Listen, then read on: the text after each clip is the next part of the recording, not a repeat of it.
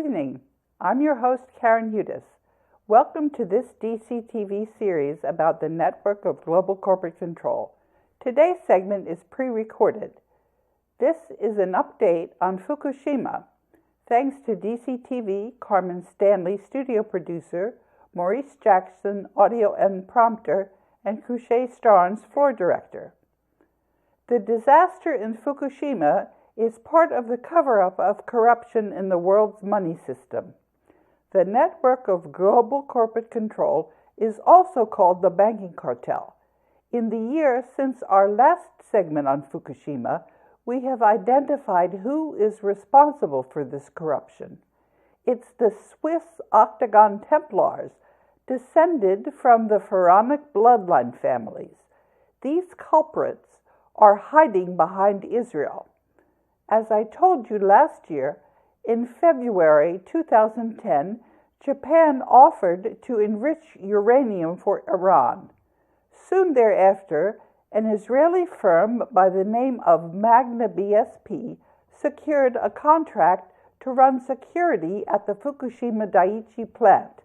They installed oversized cameras strongly resembling gun-type nuclear weapons.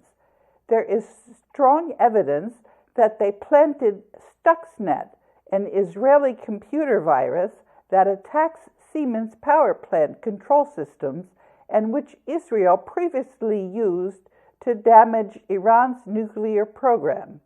Magna BSP also established internet data links in the reactor cores in blatant violation of international nuclear regulations. In the previous episode, we showed how Stone proved that there was no 9.0 magnitude quake to cause the tsunami that damaged Fukushima. The tsunami must have been artificially induced, perhaps by an atomic bomb placed in the Japan Trench. The tsunami was blamed for flooding the reactors and causing the explosions. But Stone presented compelling evidence that Israel destroyed the Fukushima Daiichi plant by installing gun-type nuclear weapons in the guise of security cameras and then setting them off in the tsunami's aftermath. Stone also demonstrated that the Stuxnet virus continues to distort sensor readings at the disaster site to this day. Sunlight is said to be the best of disinfectants. It's necessary for humanity to end this corruption, and for this to happen, the cover-up of corruption must end. That is the reason we're talking about Fukushima and what is really going on.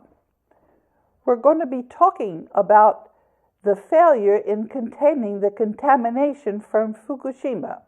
But let me make the fundamental point from our earlier segment on Fukushima about the suppression of the far safer and cheaper form of energy.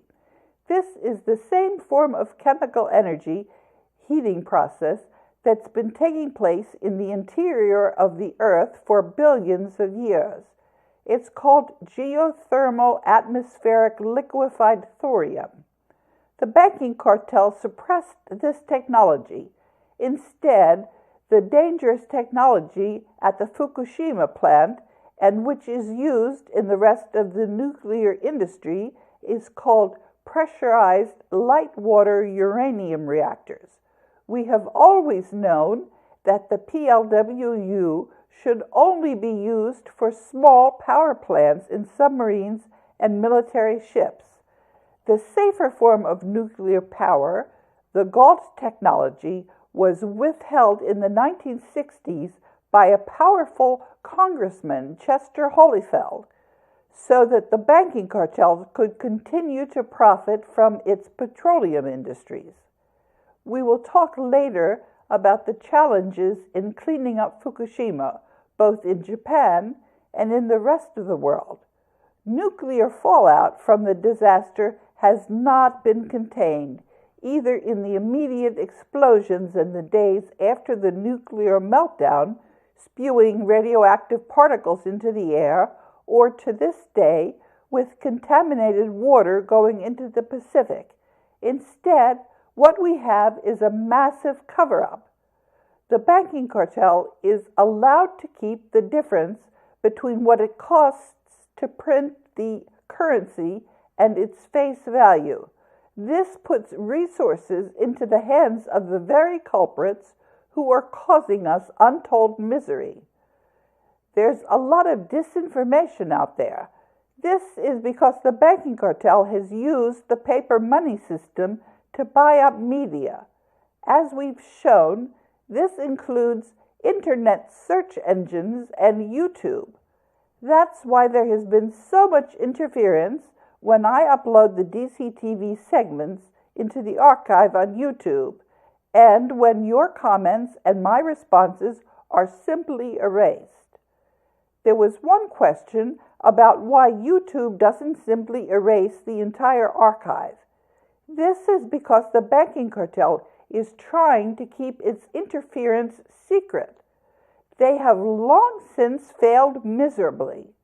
The information about the existence of the banking cartel has become very well known in the 5 years since the three mathematicians Vitali Glatfelder and Battiston of ETH Zurich published their study. That's how you know that we're going to clean up this corruption ultimately. In the nearly 2 years that we've been on air, we've learned that the banking cartel has secretly tried to replace the Constitution of the United States. The people of the United States have not accepted the secret martial law or the crooked courts or any of this secret corruption. Neither has the United States military, which remains loyal to the people of the United States. Last week, the banking cartel learned that enough people are aware of this secret corruption to end it. The battle to stop the banking cartel is taking place right here. That's because the wealth of the world and its monetary gold reserves are in a trust that was set up at the end of World War II by Jose Rizal, who was then the superior general of the Jesuits. That trust, for the benefit of humanity, is administered by the Board of Governors of the World Bank and IMF. The banking cartel tried to trick me into handing the world's wealth over to them. They did this by telling me that a company named YCT was in charge of cleaning up Fukushima. They invited me to Taiwan in order to sign over all of humanity's wealth. I represent the United States on the Board of Governors of the World Bank and IMF.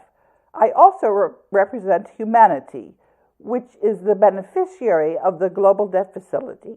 I told YCT that I could not simply leave them in charge, and I refused to go to Taiwan to allow the banking cartel to steal the world's assets.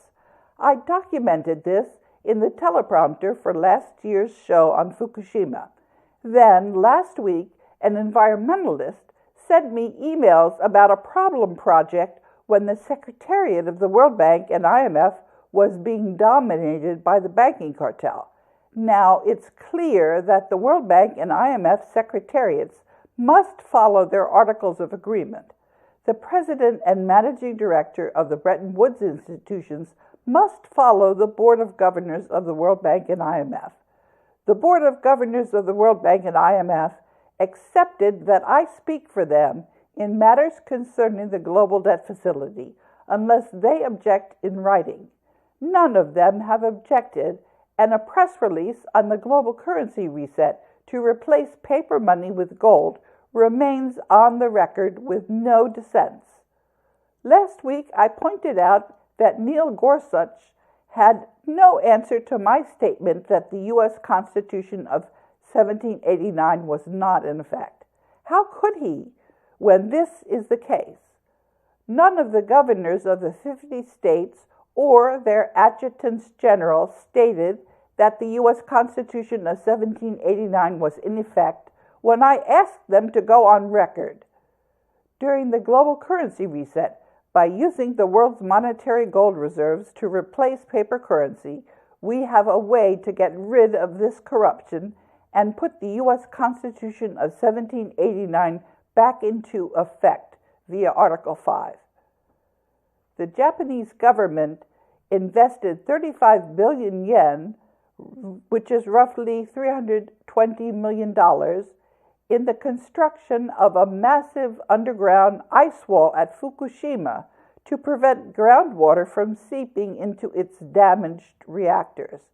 More than 5 years after the Fukushima incident occurred, the government is still desperately trying to find a solution. The 3 damaged Fukushima reactors contain highly radioactive uranium fuel rods that have continued to contaminate groundwater flooding into the site at the rate of nearly 40,000 gallons a day through the highly porous rock and soil bed on which the plant was built. The groundwater flow has also prevented the recovery of the uranium fuel from the reactor cores, which may have melted through the steel floors that supported them. In fact, no one knows exactly where the fuel now is. To date, 5 search robots sent into the reactors have been lost due to high levels of radiation and debris blocking their path. The underground ice wall, officially named the Landside Impermeable Wall, consists of a nearly mile-long, 100-foot-deep barrier of man-made permafrost that, in theory, should block the flow of groundwater into the reactors, while also preventing contaminated water from seeping into the Pacific Ocean. But typhoons have already melted parts of the impermeable ice wall. Even best-case scenarios regarding the ice wall's effectiveness will still leave the Japanese government and Tokyo Electric Power Company, which is the operator of the Fukushima plant, with a massive cleanup problem. There are huge amounts of contaminated water that have accumulated. The company has installed filtering systems that can remove all nuclear particles but one, a radioactive form of hydrogen known as tritium. The central government and TEPCO have yet to figure out what to do with the tritium-laced water. Proposals to dilute and dump it into the Pacific have met with resistance from local fishermen and risk an international backlash. Also, there are buried obstructions and tunnels that will prevent a complete blockage of the groundwater.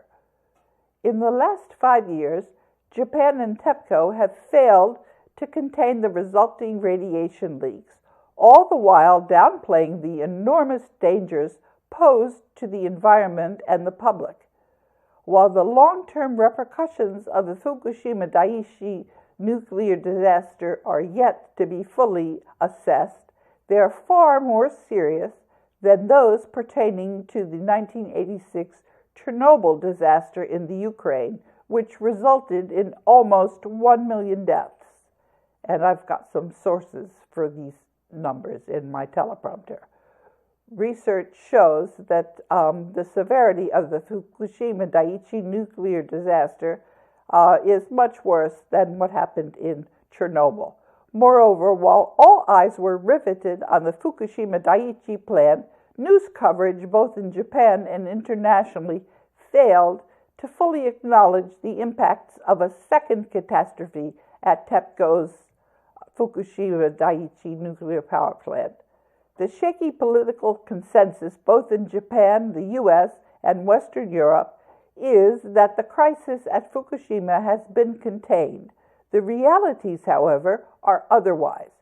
Fukushima 3 was leaking unconfirmed amounts of plutonium.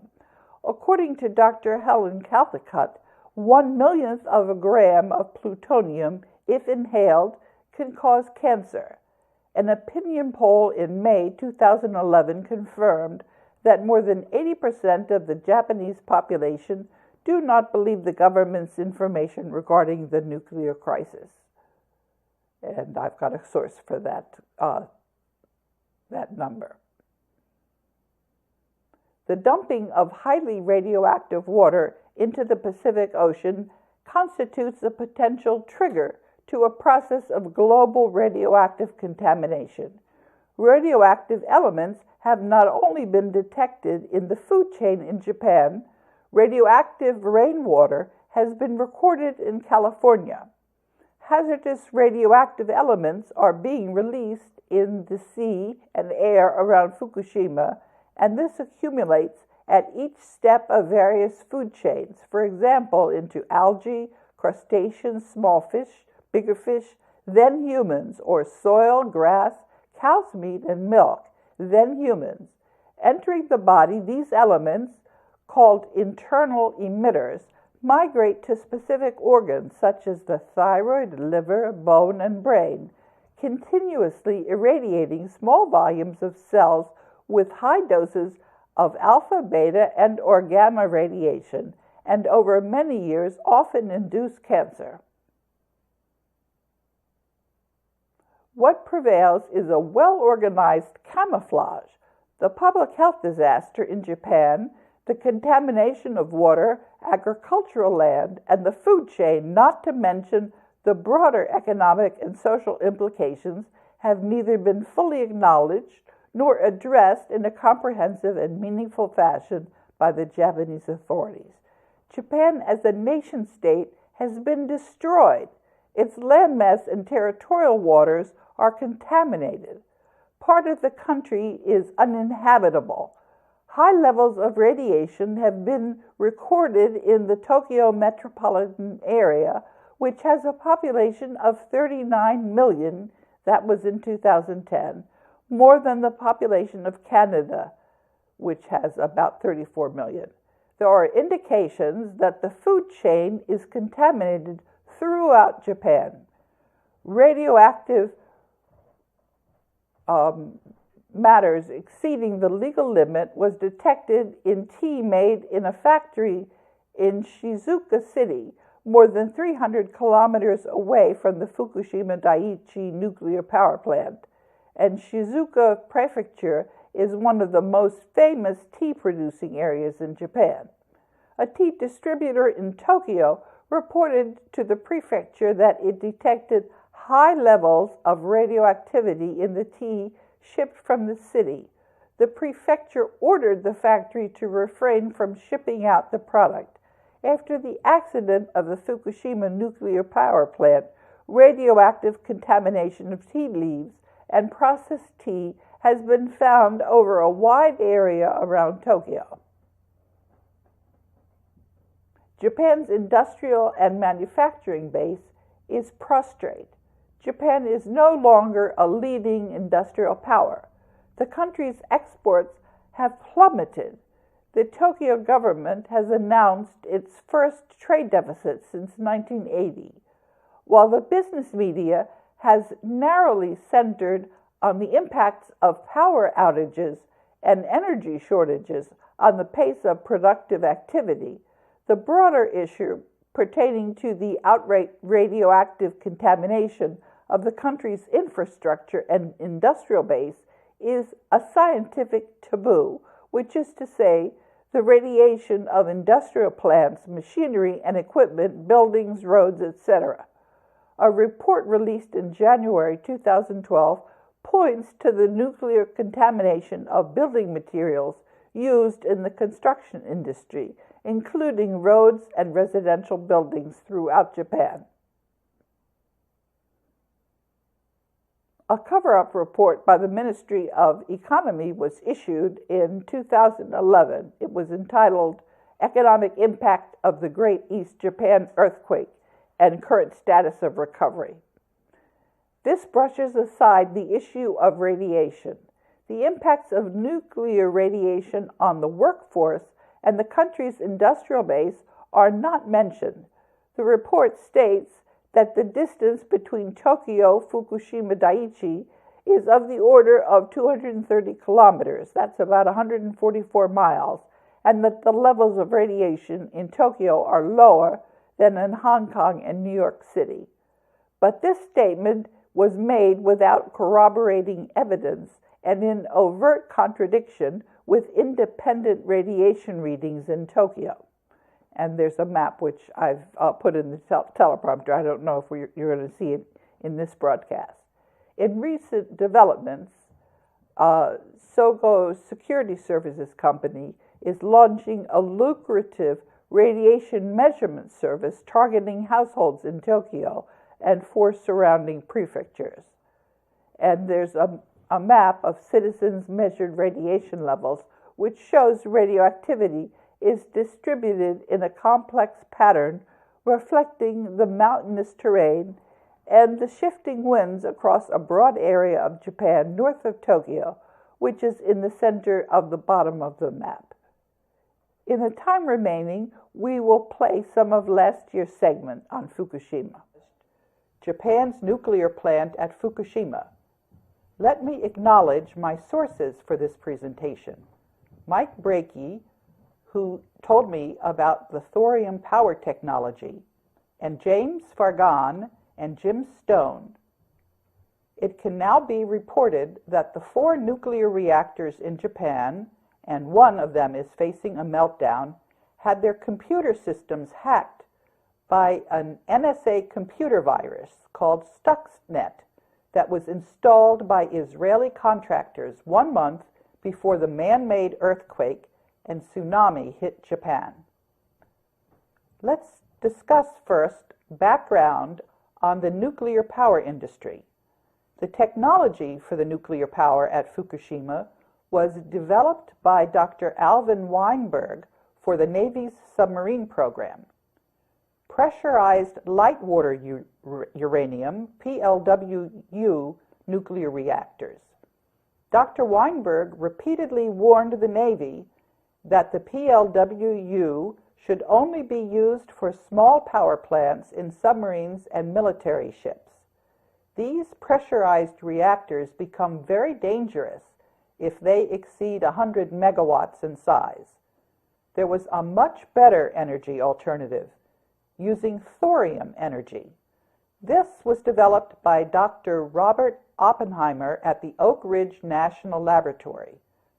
Between 1945 and 1953, in a secret laboratory at Oak Ridge, Dr. Alvin Weinberg and his government laboratory team had made an energy discovery of the millennia.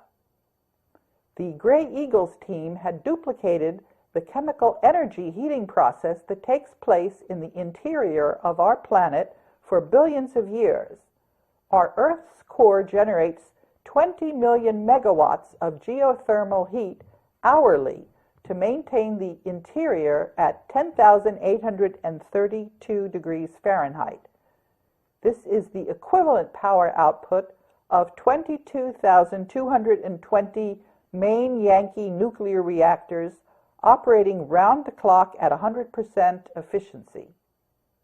At a cost of $1 billion, and this is equivalent to $10 billion in present day, the Oak Ridge scientists replicated the process in their own laboratory at atmospheric pressure. During the week of February 24th in 1953, 150 kilowatt geothermal atmospheric liquefied thorium, that's called GALT, chemical reactor was successfully run for 100 continuous hours using this process. A powerful congressman named Chester Holyfield ordered all information associated with this startling breakthrough, that this energy technology should not be released to the American public. He said that this was due to the Cold War with the Soviet Union. This was an excuse to threaten to arrest and imprison anyone attempting to share this incredible discovery with the outside world. Dr. Weinberg became President John F. Kennedy's scientific advisor. JFK, against the protest of Congressman Holyfield, was a strong supporter of the GALT technology. JFK intended to officially announce this discovery to the American public when he was declaring that he was seeking a second term in office. President Kennedy hinted about this breakthrough technology in a number of speeches, including one as late as September 26, 1963. At the Hanford Nuclear Station, he mentioned thorium and said, "By the end of this century, Half of all electric energy generated in the United States will come from nuclear sources. After 2000, virtually all new electric power installations would be nuclear. End of quote. Unfortunately, only a handful of people knew that JFK was actually referring to the GALT reactor technology, not the dangerous PLWU technology that Congressman Holyfield had been marketing to the American public. The GALT chemical reactor would provide clean, inexpensive, green energy and abundant energy for the rest of man's duration on planet Earth. Thus, the GALT chemical reactor could end the age of fossil fuels, while Weinberg continually warned behind closed doors that he feared that the PLWU nuclear technology could end the age of atomic energy. Against Dr. Weinberg's continued protest, Congressman Holyfield encouraged the immediate commercialization of the PLWU reactors. And Holyfield controlled Washington's purse strings. He offered huge subsidies to any electric utility that would build PLWU power plants. And he even bragged in his biography that he threatened some power companies with shutting down all government subsidies if they didn't get on board and build a PLWU in their territory. At the same time, Congressman Holyfield kept all information about GALT technology a secret from the United States power industry. After the murder of JFK, Congressman Holyfield discovered that he couldn't stop the planned Phase 2 construction of GALT. The 750 kilowatt GALT reactor proved highly successful both in terms of economics. It was 1/10 the cost of a PLWU to both build and operate, and in its simplicity of operation. The thorium fuel in molten salts was yielding 200 times more energy compared to the pressurized light water reactor technology. And the Gray Eagles, that's the name of the team, they celebrated 6,000 continuous hours of operation in 1969. In 1970, Dr. Alvin Weinberg and H.G. McPherson sought new funding for a full-scale 100 megawatt kilowatt-hour model, which was 13 times larger than the 1965 model. Phase 2 testing results had been leaking out to segments in the utility industry. There were a number of private companies willing to build the 100 megawatt technology with private funding.